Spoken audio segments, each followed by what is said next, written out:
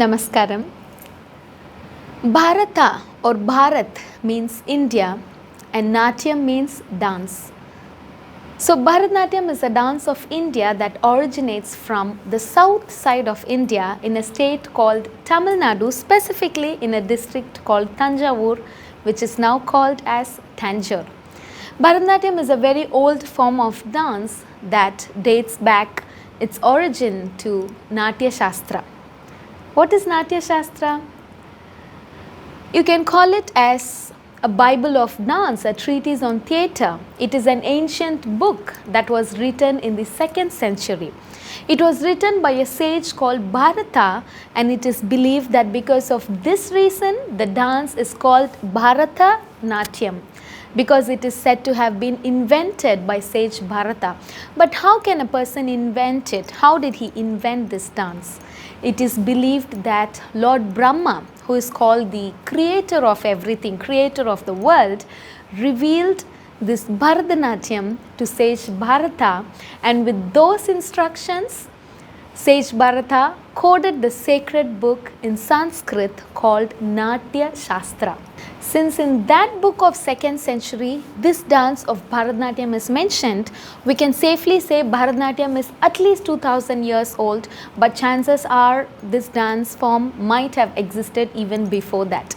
But today, in 21st century, Bharatanatyam is one of the widely performed dance style by both male and female dancers all over the world.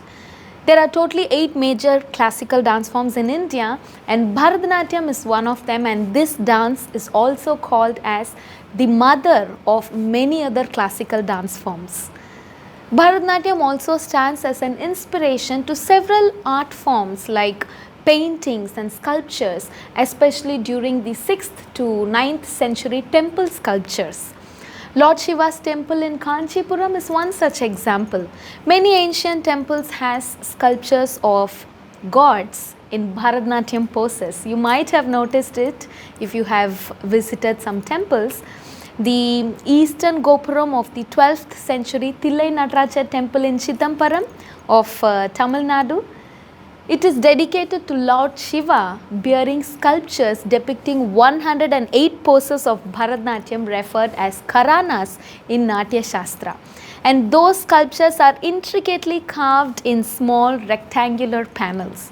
Also in Karnataka's Badami cave temples during the 7th century, there is a 5 feet tall sculpture of Lord Shiva that is depicted as Nataraja doing this Tandava dance, and the 8 arms of Lord Shiva's sculpture expresses mudras, or you can call it as hand gestures, which belongs to Bharatanatyam. If you haven't visited these temples, do visit them and you will be astonished with the spectacular work of those days.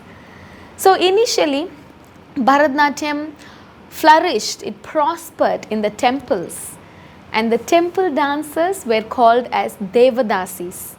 Deva means God, Dasi means the one who serves God. So Devadasi means the one who serves God performing this specific dance form. They had exclusive quarters in the temples to live inside the temple compounds. It is said that dance was then called as Sadhir Attam or Dasi Attam, and later it was termed as Bharatanatyam. Then in the 18th century, East India Company emerged, followed by the British rule in 19th century in India, and you all know Bharatanatyam and other classical dance forms were discouraged during that period.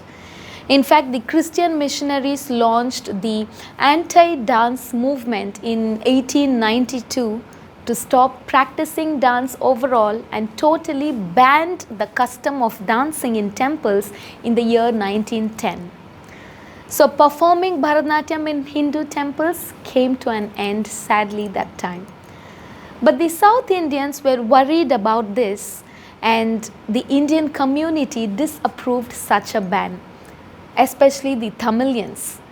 Many classical art revivalists during those periods like Krishna Iyer, who was an Indian lawyer, freedom fighter, activist, and also the classical artist, questioned such discrimination involved with the Bharatanatyam, and he was imprisoned. And during his prison term, he convinced the fellow political prisoners to advocate for this age-old classical dance form. He then founded the Madras Music Academy along with Indian theosophist, dancer and choreographer Rukmani Devi Arundel. He strived to save Bharatanatyam from dying out. So the art form which we currently have easy access to was once a crime. Despite the laws enforced by the colonial British government, many artists like American dancer Esther Sherman came from the West to learn Indian classical dance form. She came to India in the year 1930, and not only she learnt the classical dance form, but she also adopted the name called Ragini Devi, and she became a part of the ancient dance arts revival movement. And this specific act brought in the excitement among the Indians.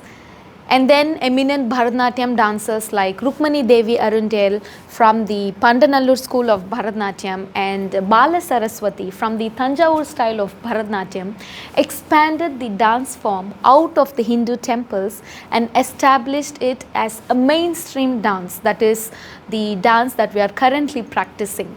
And later, the Tamil Hindu migrants revived this Hindu temple dancing custom in British Tamil temples during the late 20th century. And today, this ancient classical dance form includes technical performances and also non-religious and fusion-based themes that was actually mentioned in the 2nd century book Natya Sastra. Now, the dance is practiced all over the world irrespective of race or religion. There is no Shastra, no sculpting, no knowledge, no art, no yoga or no action that cannot be seen in Natya. Namaskar.